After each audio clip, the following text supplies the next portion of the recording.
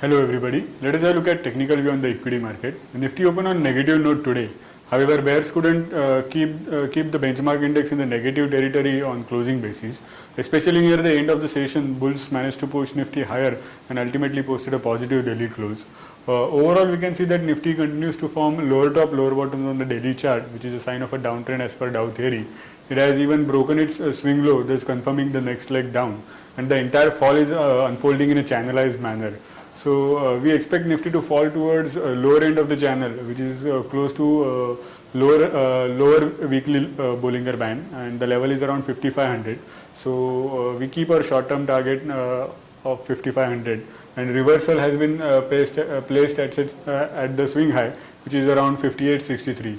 The daily momentum indicator has given a fresh sell signal, and we expect Nifty to resume with the larger downtrend and can fall back towards 5500 in a week or two.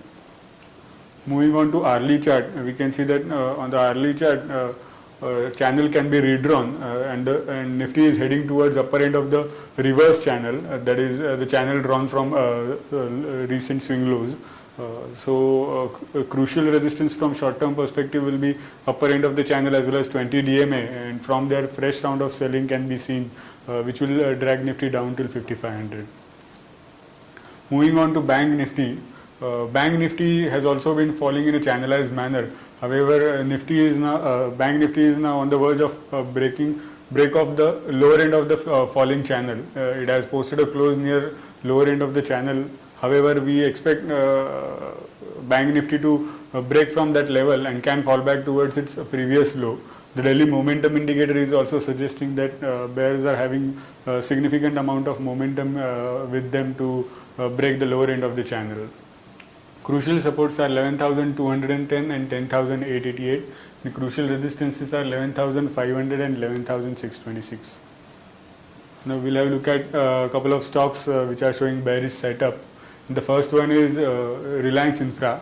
As can be seen from this daily chart, Reliance Infra has been forming lower top, lower bottom, which is a sign of a downtrend. And on the occasions of minor degree bounces, it has been finding resistance near its crucial daily moving averages.